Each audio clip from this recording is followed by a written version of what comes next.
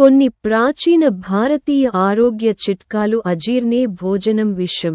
మధ్యాహ్న భోజనం జీర్ణం కాకపోతే రాత్రి భోజనం చేయడం విషం తీసుకోవడంతో సమానం అని ఈ సూత్రానికి అర్థం. ఆకలి అనేది మునుపటి ఆహారం జీర్ణం కావడానికి ఒక సంకేతం.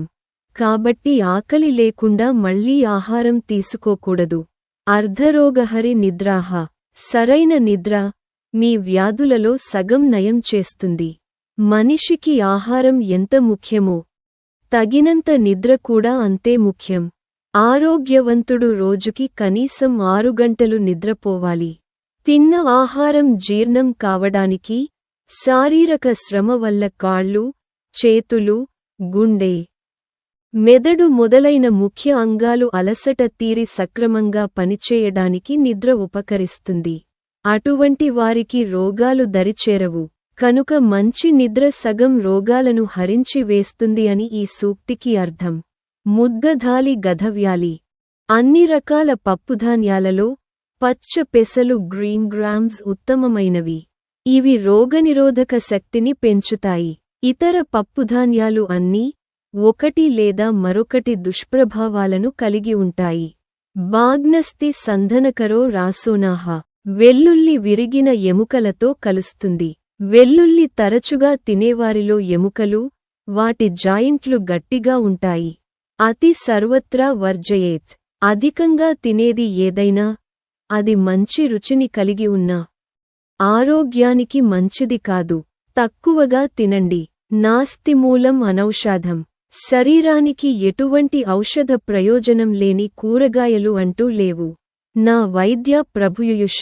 ఏ డాక్టర్ కూడా మన దీర్ఘాయువుకు ప్రభువు కాదు. వైద్యులకు కొన్ని పరిమితులు ఉన్నాయి. చింతా వ్యాధి ప్రకాశయ. ఆలోచనలు అనారోగ్యాన్ని మరింత అయ్యేలా చేస్తుంది. వ్యాయామాశ్చ శనైః. ఏదైనా వ్యాయామం నెమ్మదిగా చేయండి. వేగవంతమైన వ్యాయామం మంచిది కాదు. నడక కూడా ఇందులోకి వస్తుంది. అజవత్ చార్వనం కుర్యాత్. మీరు తినే ఆహారాన్ని మేకలాగా నమలండి. ఎప్పుడూ ఆతృతతో ఆహారాన్ని మింగకూడదు. జీర్ణక్రియలో లాలాజలమే మొదట సహాయపడుతుంది. స్నానం నామా మనఃప్రసాధనకరం దుస్వప్న విధ్వంసకం. స్నానం డిప్రెషన్ను తొలగిస్తుంది. ఇది చెడ్డ కలలను దూరం చేస్తుంది. న స్నానం ఆచరేత్ భుక్త్వా. ఆహారం తీసుకున్న వెంటనే స్నానం చేయకండి. జీర్ణక్రియ ప్రతికూలంగా ప్రభావితమవుతుంది. నాస్తి మేఘసమం తోయం. స్వచ్ఛతలో వర్షపు నీటికి ఏ నీరు సాటిరాదు. పల్లెటూళ్లలో ఇప్పటికీ వర్షపు నీటిని పట్టి వడకట్టి త్రాగుతారు. కాని నేరుగా పడిన వర్షపు నీటినే పట్టాలి. ఇంటి చూరుల మీద నుంచి కారిన నీరు కాదు. అజీర్ణే భేజాజం వారి. మంచినీరు ఎక్కువగా తీసుకోవడం ద్వారా అజీర్ణాన్ని పరిష్కరించవచ్చు. సర్వత్ర నూతనం శాస్త్రం. సేవ కన్న పురాతనం. తాజా విషయాలను ఎల్లప్పుడూ ఇష్టపడండి. ఓల్డ్ రైస్ మరియు ఓల్డ్ సర్వెంట్ను కొత్తగా మార్చాల్సిన అవసరముంది. ఇక్కడ సేవకుడి విషయంలో అసలు అర్థం ఏమిటంటే అతని విధులను మార్చండి కాని తొలగించవద్దు. నిత్యాం సర్వరసభ్యాసః. ఉప్పు, తీపి, చేదు, పులుపు, అస్ట్రింజెంట్ మరియు పంజెంట్ అన్ని రుచులు కలిగి ఉన్న పూర్తి ఆహారాన్ని తీసుకోండి. జఠరాం పూరైధార్థం అన్నాహి. మీ కడుపు అరవంతు ఘనపదార్థాలతో, పావువంతు నీటితో నింపండి మరియు మిగిలినది ఖాళీగా ఉంచండి. భుక్త్వోప విసస్థాంద్. ఆహారాన్ని తీసుకున్న తర్వాత ఎప్పుడూ పనిలేకుండా కూర్చోవద్దు. కనీసం 100 అడుగులు అయినా నడవండి. క్షుత్ సాధూతం జనయతి. ఆకలి ఆహార రుచిని పెంచుతుంది. ఇంకా చెప్పాలంటే ఆకలితో ఉన్నప్పుడు మాత్రమే తినండి. చింతా జరానాం మనుష్యానం.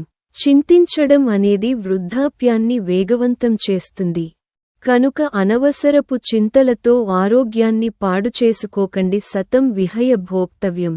ఆహారం తీసుకునే సమయం వచ్చినప్పుడు ఎంతటి పనినైనా కూడా పక్కన పెట్టండి. నిదానంగా భోజనం చేయండి. వేగంగా తినడం పని ఉందని అసలు భోజనమే మానివేయడం చాలా అనర్థదాయకం. సర్వధర్మేషు మధ్యమాం. ఎల్లప్పుడూ మధ్యే మార్గాన్ని ఎంచుకోండి. దేనిలోనైనా విపరీతంగా వెళ్లడం మానుకోండి. ఈ ఆరోగ్య సూత్రాలు పాటించిన వారికి చిరాయువు, నిత్య ఆరోగ్యం తప్పక లభిస్తాయి.